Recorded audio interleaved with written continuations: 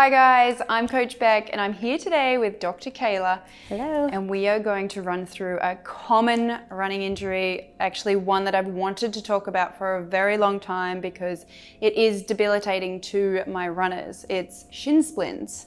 Yes. Ouch. Yeah. Yeah, so let's talk about it. So shin splints is something that I personally dealt with quite a bit as a runner back in the day. Yeah. It was something that I definitely kept ignoring and running through, and actually ended up becoming stress fractures, which are tiny little fractures in the front of your shin. And that meant no running for me for 2 to 3 months. So I want to help you guys prevent that from happening. So how do you know if you have shin splints? So shin splints is typically very obvious. You'll have pain running down the front of your shin, oftentimes with activity like running.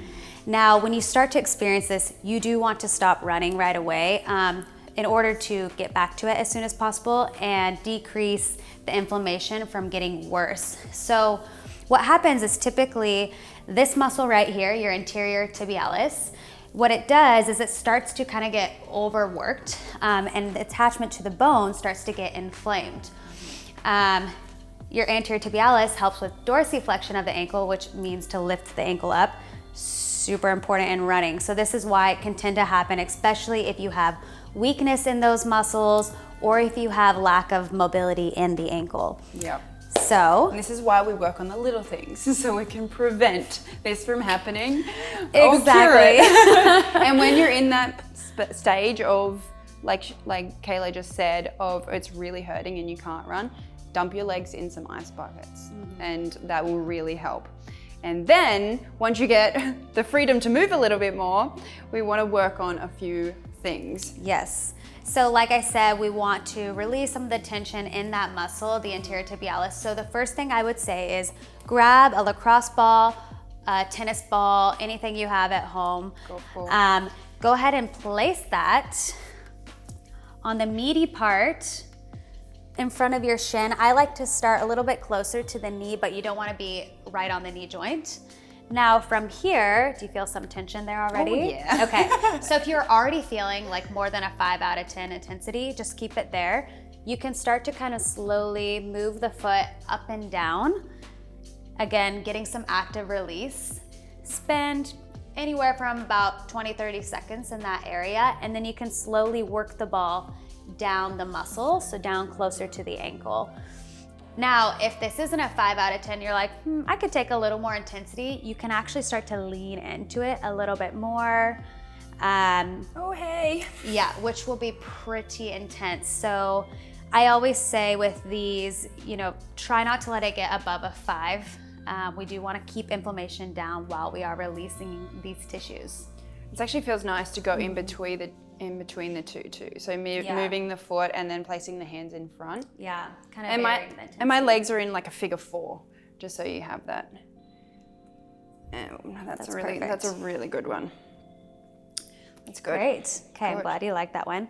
The next one is called an ankle CARS, and CARS just means controlled articular rotation. So what that means is we're going to control rotation in the ankle. So I really like doing this. You can just hold onto a chair, bathroom sink, whatever you have nearby.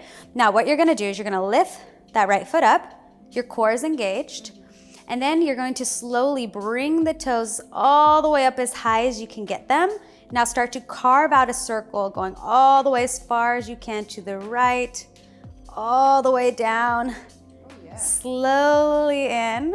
And then we're gonna do that 3 times each way. So you're actually contracting the little tiny muscles in your ankle to do this.